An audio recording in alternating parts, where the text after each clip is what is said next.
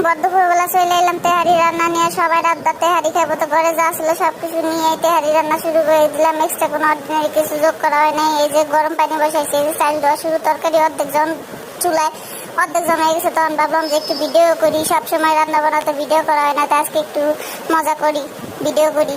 এই যে চাল দেওয়া চলতেছে, তরকারি চুলায়, তরকারির মধ্যে এমনি আদা রসুন যা দেওয়া লাগে তাই দিয়ে বসাই দিছি। এর মাঝখানে চলেন একটু বাইরের পরিবেশটা দেখাই নিয়ে এসে, যে আমার হাতের কাজ আর হয়েছে, চলেন বাইরে যাই। উড়ে বাবারে, বাইরে কি সুন্দর পরিবেশ, রোদ, আবার একটু পরপর মেঘ, একটু পরপর ঠান্ডা।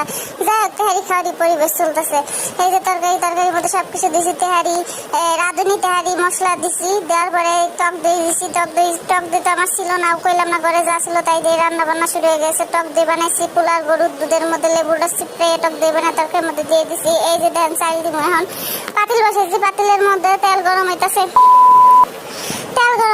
তেলের মধ্যে এখন দিব পেঁয়াজ। পোলাও যেন নর্মালি রান্ধে সেই পোলাওটাই রান্না হইতাছে। এই যে তেল ভাজতেছি ইসের মধ্যে দিয়ে। তারপরে মনে করেন 402 কেজি, মনে করেন আমার কোনো কিছু হিসাব করা নাই যে এতটুকু এই চামচ 1 চামচ 2 চামচ এরকম করে দেওয়া লাগবে, এরকম না। মনে করেন চালের উপরে পরিমাপ করে চোখের আন্দাজে আদা রসুন মশলা যা যা দেওয়া লাগে দিতেছি।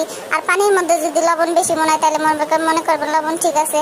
আর পানিটা যদি গরম আগে থেকে ফুটাই নেন, পোলাওতে যে পানিটা দিবেন সেটা গরম আগে থেকে ফুটাই নিলে সেটা আরো ভালো হয়। আমি বাতের বাতিল না দিয়ে পানি বসাই দিছি, যেহেতু অলস মানুষ, এত কাম করার সময় নেই, তাই বাতের না দিয়ে পানি বসাই দিছিলাম। এই যে দেখেন আদা রসুন সবকিছু দিয়ে মশলা নাড়তেছি। এই যে এখন এলাচ দিতেছি, দারচিনি দিতেছি, মশলা বাঁচতেছে। আরেকটা জিনিস কি, পোলার চাল নিচে যতক্ষণ না লাগবে, পাতিলে যতক্ষণ না লাগবে ততক্ষণ নাড়াচাড়া করতেই থাকবে, না এতে কি হয় চালগুলো জর্জরা থাকে এবং বিরিয়ানিতে হারি যায় রান্নাকে সবকিছু জর্জরা থাকে। এই যে পরানের চাল, খুশবু মাখা পোলার চাল দিতেছি পাতিলের মধ্যে, এই যে পড়তেছে পাতিলের মধ্যে। ওরে বাবা রে, কি কষ্ট। এখন দিমু নাড়াচাড়া। এই যে নাড়াচাড়া চলতেছে, গুটাগুটি চলতেছে, দে নাড়া। যতক্ষণ না লাগবে ততক্ষণ নাড়তে আসি। ও মাগো, নাড়তে দেখি একটু কালা ধরে গেছে। এখন পানি দেওয়ার টাইম হয়ে গেছে। এখন এটার মধ্যে পানি দিমু। আগেই কইছি নিচে না লাগা পর্যন্ত নাড়তেই থাকবেন। ওই যে গরম পানি ফুটাই রাখছিলাম আগে, এখন ওই পানিটা যে ঢেলে দিতেছি, দেখেন ঢেলে দিলাম। মনে করেন যতটুকু পোলাও চাল দিবেন ততটুকু পানি গরম দিয়ে রাখবেন, তাইলে মনে করেন পোলাওটা মনে করেন আরো ভালো হবে, সুন্দর হবে গরম পানিটা দিয়ে রাখলে। এই যে নাড়াচাড়া হইতেছে, এখন ডাইকা দিব ঢাকুন দিয়ে। এই যে দেখেন নাড়তেছি। ওরে বাবার, এই যে ঢাকুন দিয়ে ডাইকে দিলাম। এখন কাঁচামরিচ দিয়ে দিব।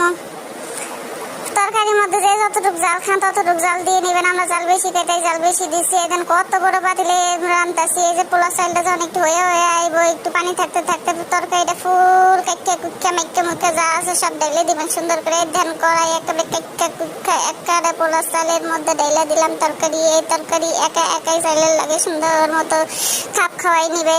ও বাগো, এই যে ধান কেকে নিছি। এই যে দেখতে দিতেছি, একটু নাড়া দিলাম। বেশি নাড়া দিলে আবার এটা লাটকা খিচুড়ি হয়ে যাইব। এখন ডাইকে বাপের মধ্যে দিব। অল্প আছে এটা কিছুক্ষণ বাপের মধ্যে থাকবো। এই ধান অল্প আসলে এখন দেখাই যায় না, মিটি জলের মধ্যে এটা বাপে হইতেছে পোলাও। এখন তার মাঝখানে ভাবলাম যে যেগুলো আইলা জেলে করছিলাম নোংরা জিনিসগুলো দিয়ে ফেলে, এই যে মাঝামাঝি ঘষাঘষি করতেছি। ধান চুলার পাড়ে পাউডার দিয়ে রিন পাউডার দিয়ে এই করতেছি, মাঝামাঝি করতেছি। বিন দিয়ে আবার এগুলো তেল কাজটা যায় না, তাই পাউডার দিয়ে তেল কাজটা যাওয়ার ব্যবস্থা করতেছি। মাঝো ঘষাঘষি। এই যে মাছতাছি।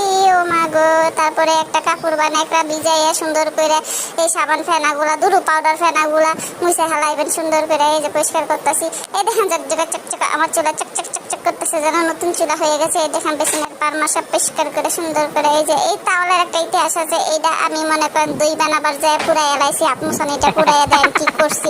এই যে ধানা চকচক এতক্ষণ আমার পোলাটা হয়ে গেছে। এখন এই মাংসটা পোলার মধ্যে মিক্স করে দিতেছি সুন্দর মতো নাড়াচাড়া করে গোটাগুটি করে। ও বাবা রে, খুব আস্তে আলতু ভাবে নাড়াচাড়া করবেন, না হলে কি হবে জানেন, এটা একেবারে লাটকা খিচুড়ি হয়ে যাবে। নাড়াচাড়া করার পর পরিবেশনের আগে ভাবলাম একটু সালাদ মালাদ বানাই নিয়ে, ঘরে শশা লেবু যা ছিল তাই মনে করেন কাইটে, যে লেবু দান গোল গোল লেবু লম্বা লম্বা শশা ছিল এগুলো এখন কাটাকাটি করুন, খিলার দিয়ে খিলার হয়ে গেছে, তাই এটার মাথা খুইলা কাটতেছি, শশা কাটতেছি, লেবু কাটলাম, সালাদ বানাইলাম, এই আরেকটু নাইড়ে নুড়ে দিলাম, মনে করেন পরিবেশন করার সময় হয়ে গেছে। ওইদিকে আমার সালাদ তো রেডি হয়ে গেছে, এই যে দেখেন গরম গরম প্লেটের মধ্যে পরিবেশন করছি। আজকে এইটুকু, আসসালামু আলাইকুম, সবাই ভালো থাকবেন, আল্লাহ হাফেজ।